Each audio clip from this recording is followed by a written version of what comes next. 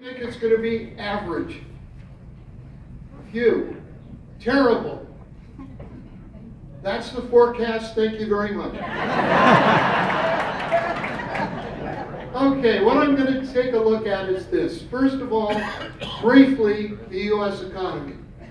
Secondly, very, very briefly, California, because they set the ocean of forces that the Inland Empire swims in. From then on, I'm going to look in depth at the Inland Empire. This particular graph is about the U.S. What it shows is our country lost 5.7% of all its jobs, a total of 7.78 million jobs during the Great Recession. Huge downturn.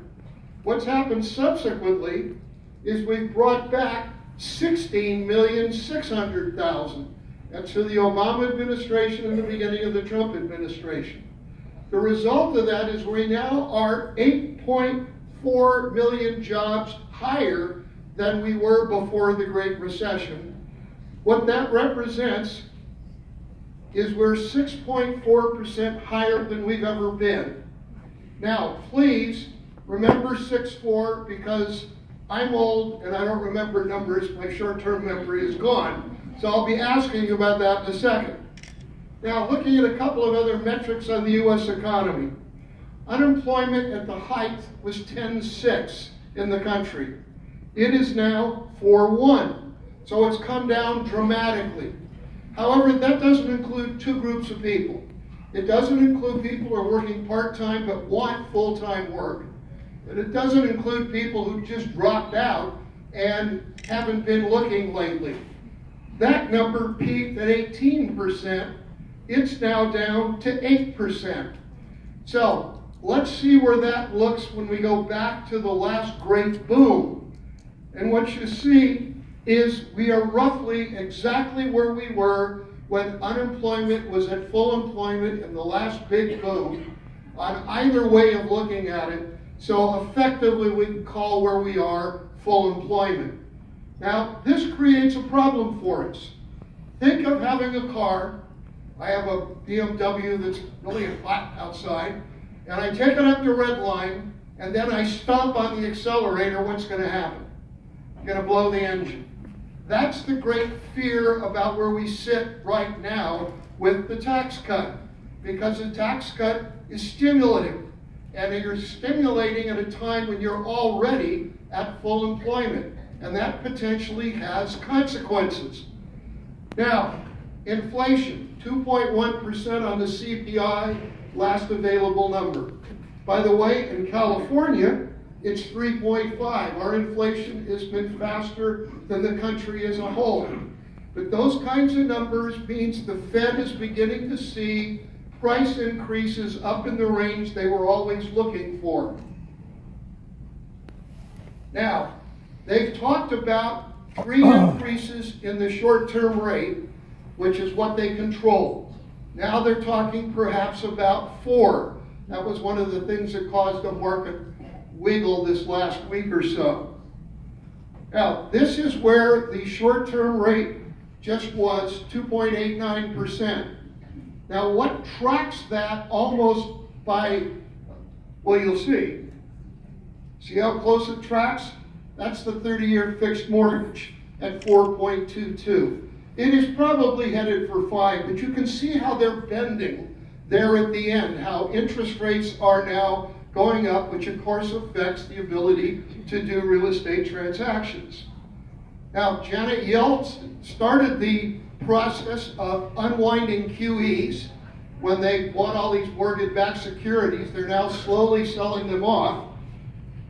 Jerome Powell is going to continue that process. That is one of the things that affects longer rates. A strange thing that also affects longer rates is the fact that when you have a company that has money overseas that they've held over there so that they didn't have to pay taxes on it, and under the new tax bill they can bring it back, understand that money was not in a warehouse someplace. They had it invested, and a lot of that was vested in government securities, U.S. government securities, because they're secure and they pay a rate of interest. Now, if you bring that money back and spend it, you're going to sell those securities. That will also affect the long end of the market. So both the short end and the long end of the market, there are factors in play that are going to affect them. Now, generally though, when you look at the U.S. economy, what you see is it is really firing on all cylinders. This is good as it gets. We're now going to push it faster. We've never done this before in this particular way, so it's going to be very interesting. The key thing to watch is, in fact, what happens to price increases, because that is generally what occurs when you speed things up when you're already at full employment. And so that is the difficulty that's in the equation. Now, moving on, looking at the state of California. We also had problems in the state. We lost a bigger share of our jobs than the country. We went down 7.5%. That is roughly 1.2 million jobs lost in the state. What's happened since? We've added back 2.53 million jobs, so more than double what we lost. And the state is now 1,352,000 higher than ever before. Not only that, it's up 8.5 from where it was. Now, what was the number I asked you to remember? 6.4 for the country. California's up 8.5. Now, trying to remember the 8.5 as well. Two numbers is really tough for me. So that 8.5 shows the state outperforming the country. Now, going down the Inland Empire, here just to know something about our area that not very many people know. We have a population of 4.56 million people. So what? On the right there, altogether, there are 25 states with less people than the Inland Empire.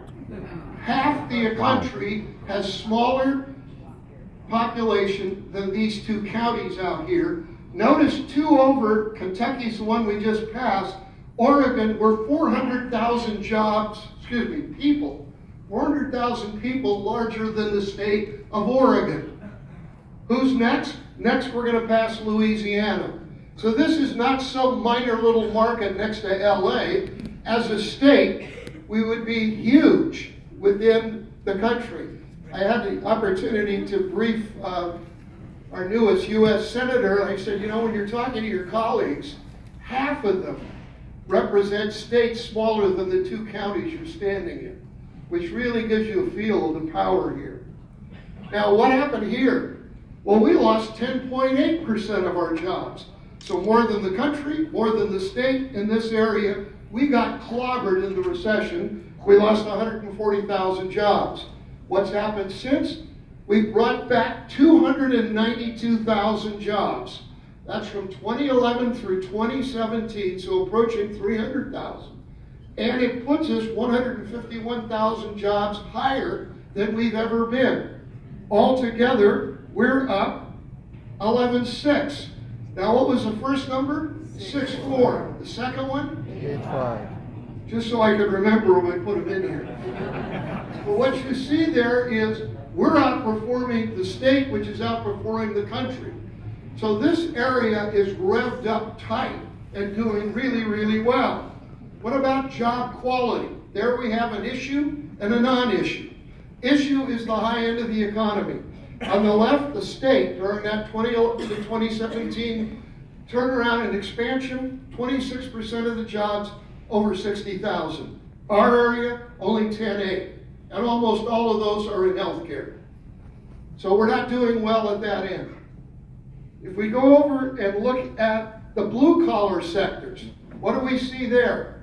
The state, 20.8%. The Inland Empire, 41.5% of our job growth is construction, manufacturing, and logistics and distribution. So those sectors are booming here. They pay 45 to 60,000 at the median, meaning half the people working in those sectors make more than that, half make less than that. So that is unusually broad versus the state. The odd result, which is one that is surprising to most people, is what about low-paying jobs as a share? State, 46% of all the jobs created pay $30,000 and below, whereas in this area, it's 40%. So we've way outdone the state because we have a broader middle. We don't have a good high, we have a broad middle. That gets ignored by a lot of commentators. They tend to look at the high-paying piece and ignore that broad middle. What the state has managed to do is to hollow out the middle. A lot of high-paying jobs, a lot more low-paying jobs coming out of state policy. One of the things that you will find out is I used to be a political campaign manager for a living. I worked for the Democrats. I elected members to the state assembly. Today, I am a registered nonpartisan. I hate everybody.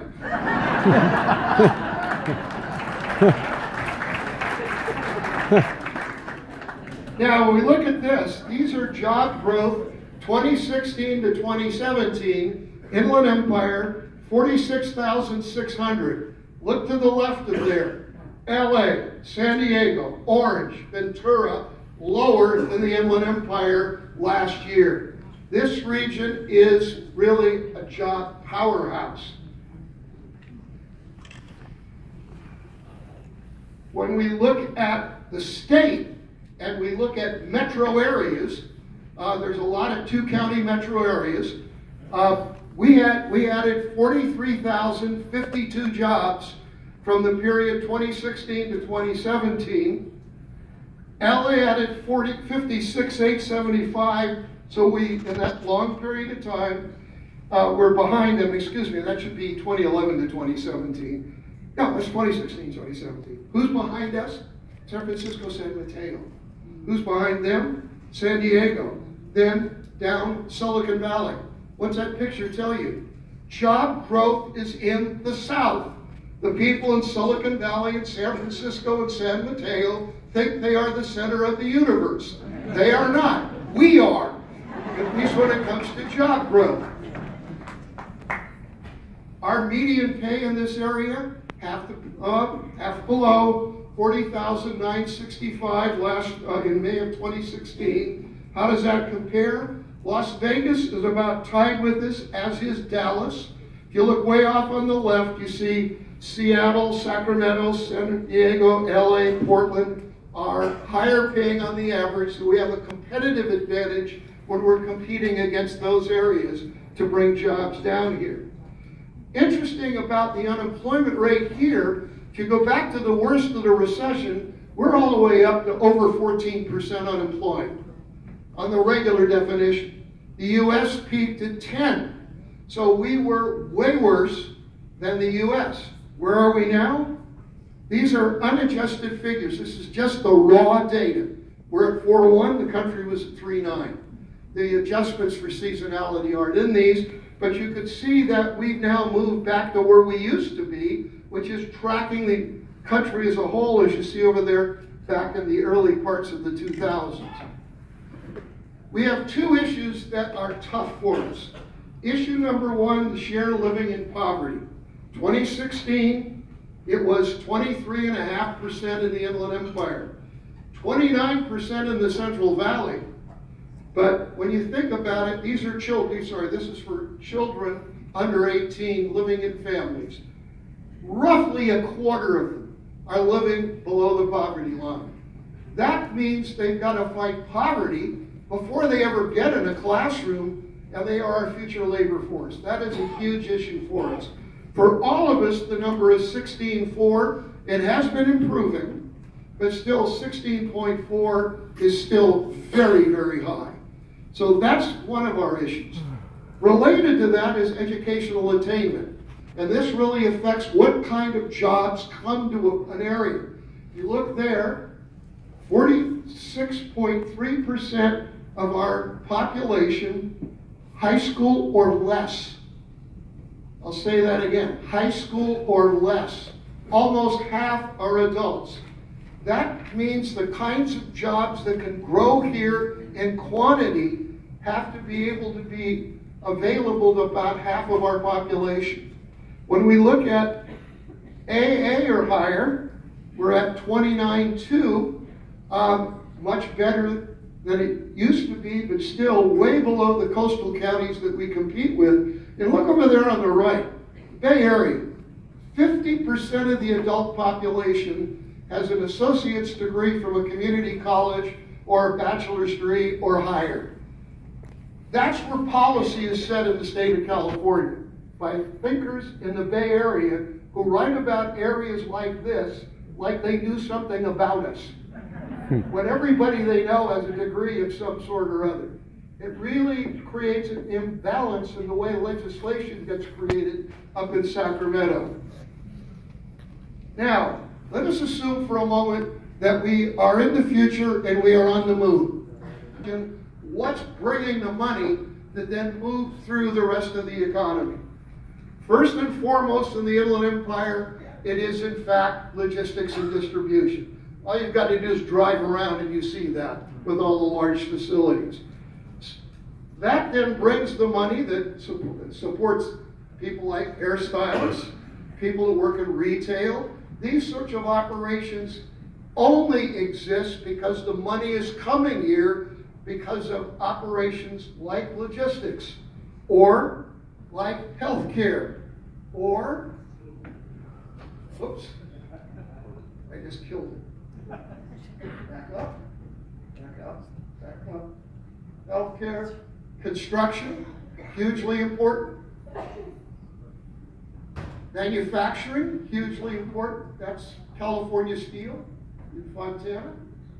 And then high-end, non-medical sections of the economy. Those are the major sectors bringing the dollars, ending up in the equivalent of our pizza parlor and nightclubs. Now, looking at each one of those, first of all, looking at healthcare demand. One of the effects of the Affordable Care Act, if you look in 2012, in the Inland Empire, there were 750,957 people without health care, according to the census. That is down to 336,000. It has dropped 55%. It has gone from 28.8% of our population down to 12.4%. Tariffs, without swearing.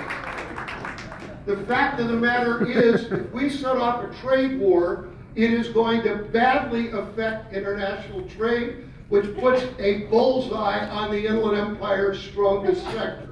This is not helpful to this particular region, where imports are so overwhelmingly important as part of the driving of our economy. Looking at how important, we'll see in a second, because there's a different thing. Who in here did not buy something online last year? Raise your hand. 1, 2, 3. 4. 4 people lose their American citizenship. The fact of the matter is, that's what we do now. It's been growing at 15 to 16% compounded. How would you like your IRA or your savings be going up at 15% a year without having to think about it? It's gone from 1.1% to 9.1% of all goods. Now, where is that locating? Here. Why? Because it's got room for it. Go find me 50 acres of flat land in LA County, because that's what it takes to build a 1 million square foot facility. There isn't any. Go to Orange. Are you kidding? Go to San Diego. They've zoned it out of existence, even if it could have existed. So we are the backbone of it. Net absorption of space. 19.4 million square feet absorbed last year. Huge. We're second place in the U.S. Honestly, who cares? They're so far behind us they don't count. 3.7% is now the vacancy rate. It's just jumped up a little bit. Why? Because we just finished building a couple of more facilities. This is booming. Ido Benzivi, this is the part of the economy that he exists in. This is what's going on with industrial rates and vacancies, and you can see the Inland Empire has a competitive advantage in terms of cost per square foot a month. Now, where is stuff being built? Inland Empire, 73.8% of all construction going on of industrial facilities in December of last year. That particular number, yeah, who's second to there? Again, who cares? It happens to be LA County, but they're a minor player in this. They're down at 15.3%. So this is a huge strength for this particular economy. Lease rates have gone up 22% above where they were before the recession. They're up 76.7% since the bottom of the recession. So lease rates doing very, very well. Then there's Ontario Airport. One of the hardest things we fought to do was get it away from LAWA, LA World Airports. LAWA is a branch of the city of Los Angeles. They essentially emasculated Ontario Airport to pull the service to LAX to pay for the expansion there, and just about destroyed Ontario Airport. They no longer own it, we do. I made the terrible mistake in a speech like this one day with press available of saying, as far as I was concerned, the LAWA board should burn in hell. I haven't done a lot of work in LA since then. But you can see in 2017, we were up 15.5% to an all-time record level of cargo going through Ontario International. So it's doing very well. A lot of that is UPS, some of it is FedEx. Now, logistics job growth, round figures, 2011 to 2017, 60,000. So we almost grew 300,000. 20.4% of it was in logistics alone. That doesn't include multipliers. Now you take the staff of, say, Amazon.com. Amazon has over 16,000 employees. They go and spend at Stater Brothers, they go and spend at the hairstylist or wherever. It's also affecting that part of the economy. The result is it's probably as much as 35 or 40% of the economy driven by that one sector. You've got people who want to shut this sector's growth down. Essentially what they are saying is they wish we'd have stayed in the Depression in this particular region, because without it, we never would have gotten to the kind of numbers we looked at. Median pay in this sector, 46,708, half above, half below. That's not what people start at. They start with little educational background, down around $12, $13 an hour. However, if you go to one of the large Amazon facilities, which Paul Granillo, the president of IEP, recently did, and he walked over, saw this guy that had a computer who was sitting with the computer basically on a tray in his lap, running hundreds of robots. He was in charge of all of that. And he asked him, where'd you go to school? He said, Bloomington High. That's upward mobility. He started on the line. He started at a minimum paid job going into the sector and went up as a consequence of it.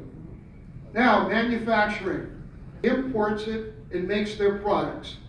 They employ, round figures, 1,000 people making around 60 to 75,000 a year. If the tariffs go through and cover that block steel they import, they may not be in business afterwards. That's the risk that's being taken here. I've been in Washington with the COO of that company repeatedly to say, it's in the fine print how you do it. It's very, very important for our economy. One of our big issues here is this. We have been growing manufacturing jobs in the state. We're up 4% since 2011 in California. That's with 30% renewables. Now we've passed saying, oh, let's make it 50. That chart is going to keep going out.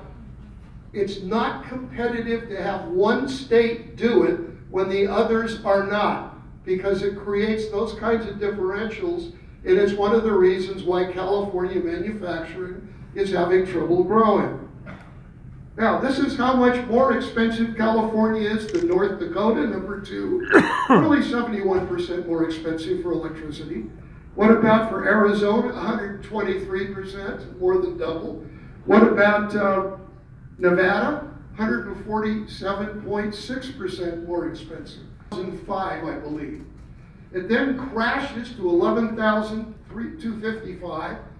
Then it has a short peak at 20,517. That's mostly foreclosures.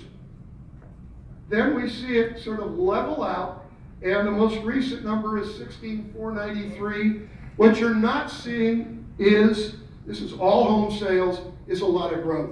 It's pretty well been horizontal. It was picking up a little bit, but it sort of fell off the last couple of quarters. Now the price trends. New home prices. 439,612. That is 0.6% record, higher than what it was back in the boom. So the new home market is now very slightly more expensive than at the peak back in the 2006 period of time. Existing homes have not done so well. They're at 334,600. They're still 14% below the peak. So they've been headed up, but they're not there yet. Now, do we need them to get there? Not necessarily. A lot of the people who were in that top of a thumb there where the red goes up and down, those people bought at the absolute peak when prices were insane and financing was crazy. So a lot of those people have lost their homes. Now, one of the factors affecting a lot of this is the conforming loan ceilings that you have on prices. For the Inland Empire, according to HUD, 424.1 is as far as you can go. For LA and Orange County, which means if you go from Chino Hills to Pomona, or to any of the other cities over there, it's 636,150. So it's based upon the incomes of this area, which really doesn't make a lot of sense. And a lot of the buyers come out of the coastal counties heading this way. It does interfere with our particular market. Now, this is the median price of homes in the fourth quarter. Inland Empire, San Diego, LA, and Orange. What are we seeing? Inland Empire, 350. San Diego, 592. LA, 597. And it's only $777,000 in Orange County. Of course, all of us can immediately run out and buy 2 or 3 of those. What do you save coming to the Inland Empire? $242,000 to $247,000 if you're coming out from LA or out from San Diego, or $427,000 if you're coming from Orange County. This is what's always driven our market, is that graph. The only difference now, which other times, those are the biggest differentials we've ever seen. And I think you're starting to see some of that action now get into the market. It's taken a while to get there. So highest gaps in history. Vacant new homes, you will know better than I are. There aren't any. It used to be you built it and said they would come. Now they come, you cut a deal, then you build it. So they really reverse the psychology. Notice as a default, for all intents and purposes, there aren't any. They're now lower than they were sometime before 2000. I have a suspicion that goes all the way back to sometime in the 80s. So we've actually eliminated that particular piece of the issue. These are the apartment rates for Class A apartments in the Inland Empire. Vacancy rate a little higher than it is elsewhere. $1,239 is not cheap, but it's certainly cheaper than the alternatives. Again, that's what happens in our area. It's the best paying blue collar sector at 52,604. That then brings us to the piece of the puzzle that hasn't been growing very much. What we need in this area outside of healthcare to get that part of the economy going are entrepreneurs, whether it's an ESRI in Redlands or Bourne's Electronics in Riverside, Sorensen Engineering in Yucaipa, Sigmanet in Ontario. These are companies that are very high-end, that were essentially started here, have grown here, pay really well. We just don't have enough of them. And the problem here is BA or higher. For us, it's 21%. In Southern California, the coastal counties, it's 37. If you look over at the expanded Bay Area, with BA or higher, it's 42.8%. We have trouble competing in that universe. The good news on this chart, however, is if we look at 2015 versus 2016, there was not quite a 1% jump in the share of the population with BA or above. So the trend is moving finally in the right direction, but it's got a long way to go. The office impact hits this year, not last year. 2, healthcare strong, but still facing ACA assaults. 3, logistics strong, record imports and e-commerce driving. Manufacturing strong, the U.S. environment not good in California for us. Construction is moving towards being our strong sector again. Retail possibly hurt by new tax rules. And certainly e-commerce, the residential market. Industrial construction, really strong with logistics. Office market, weak because of e-commerce and vacancies. Brick and mortar retailers, and therefore cities and counties, under threat from e-commerce. We do have a smaller share of low-paying jobs. Now last year, at this time, I make a forecast. Last year I forecast 46,600 jobs, 3.3% job growth, and a 5.6% unemployment rate. Where did we end up? 43,042 is the preliminary number. We'll get the actual numbers tomorrow, I believe. 3% job growth, not 3.3, but the unemployment rate lower. So right now, the fact that these forecasts are generally done with a blindfold, a tall conical shaped hat, and a target, I'll take it.